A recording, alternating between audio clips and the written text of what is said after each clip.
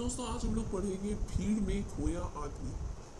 तो जो भीड़ में खोया आदमी है ये एक निबंध है, कहानी नहीं, जो लीलाधर शर्मा परवित्य ने लिखा गया है। इस निबंध में लेखक ने आज के समय की एक महत्वपूर्ण बढ़ती समस्या जनसंख्या के बारे में बताया। इस निबंध में लेखक ने पाठकों को बताया है कि देश की बढ़ती जनसंख्या बहुत बड़ी चिंता का विषय है।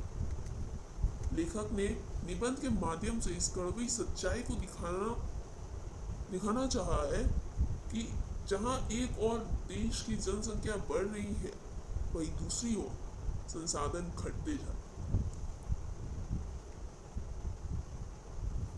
जनसंख्या के बढ़ने से मुख्य रूप से निम्नलिखित समस्याएं पैदा होती हैं।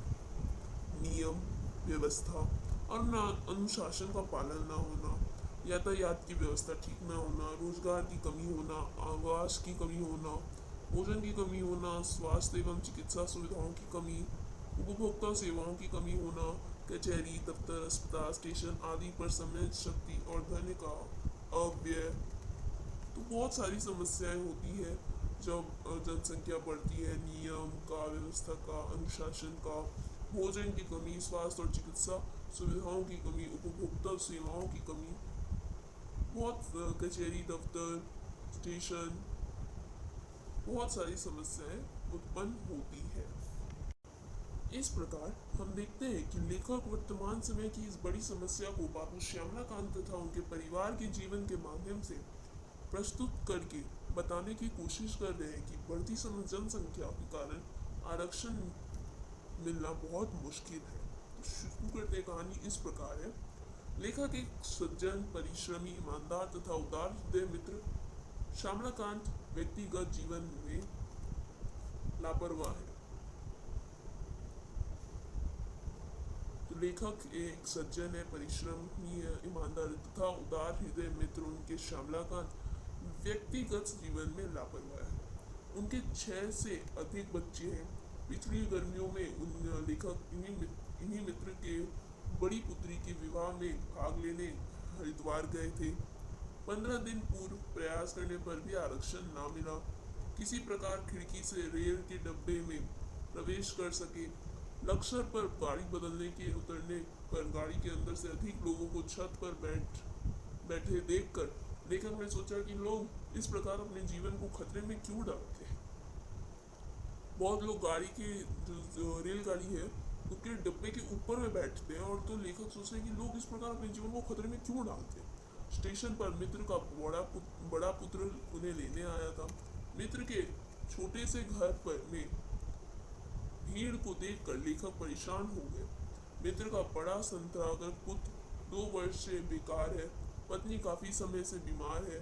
प्रयत्न करने पर भी मित्र के ढंग का मकान ना मिल सका। अस्पतालों में भीड़ के कारण डॉक्टरों ने अधिक ध्यान नहीं दिया।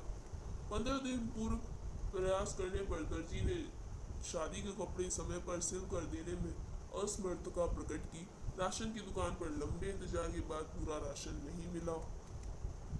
उपरोक्त बातों से लेखक एक निष्कर्ष पर पहुंचे कि देश की आबाद तथा अनियमित ढंग से बड़ी संख्या की भीड़ है।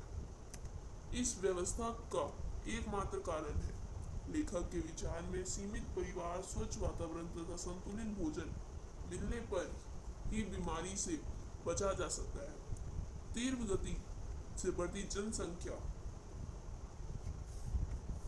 अनुशासन की जनसंख्या की वृद्धि के कारण ही आदमी भीड़ में खो गया है। लेखक के विचार में अगर देश की इस आपात गति से बढ़ती जनसंख्या को देखा जाए तो एक दिन हम स्वयं भी समस्याओं की भीड़ में खो जाएंगे। तो लेखक कहते हैं कि अगर हम लोग इस पर ध्यान नहीं देंगे तो एक दिन हम खुद इस भीड़ में खो जाएंगे। यातायात के बहुत सारी इसमें थी, अतः जनसंख्या का नियंत्रण करना आवश्यक है। हमें जनसंख्या को रोककर रखना चाहिए, इसमें नियंत्रण रहना चाहिए। भीड़ में खोया आदमी का उद्देश्य यह है कि अधिक जनसंख्या के कारण न सिर्फ पारिवारिक बल्कि देश को भी मुसीबतों का सामना करना पड़ता है। लेखक ने यह संदेश दिया है कि हमें अपना परिवार सीमित रखना चाहिए। छोटा परिवार से ही सुख तथा शांति मिलेगी और देश समृद्ध होगा। अगर ऐसा नहीं होगा तो इंसान इस भीड़ में और इससे पैदा होने वाली समस्याओं में घिर कर रह जाएगा। तो इस कहानी से आपको ये तो पता चल जाता है कि इस जो कहानी कहानी नहीं, इस निबंध है, इस निबंध में बस जनसंख्या के बारे में बताया गया है। और इससे जनसंख्या के प्रति आप जनसंख्या कैसे बढ़ रही है, लेखक ने किस प्रकार उसके बताया है, उस तरीके के प्रश्न आपको पूछे जाएंगे। तो आशा करती हूँ आपको स्टोरी, आपको कहाँ ये जो निबंध है समझ में आ गया होगा कि जनसंख्या हमारी क्यों देश में बढ़ रही है, क्या कारण है, जनसंख्या के कारण क्या क्या मुसीबतें आती हैं।